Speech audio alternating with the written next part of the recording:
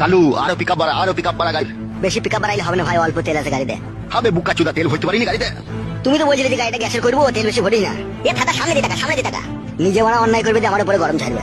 বড় ভাই এখন ঝগড়া করার সময় নাই, ঠিক আছে? এখন একটা ইম্পর্টেন্ট কাজে গেছে, এখন মাথা ঠান্ডা করো। মাথা আগুনের মতো গরম হয়ে গেছে কাদা। বুঝতে পারছি, বাড়ি থেকে মেয়ে পালিয়ে গেলে যা হয়। আমার মেয়ে পালাইনি, ও ভুলিয়ে ফাঁসিয়ে নিয়ে গেছে। হ্যাঁ হ্যাঁ বড় ভাই, সেই একই ব্যাপার।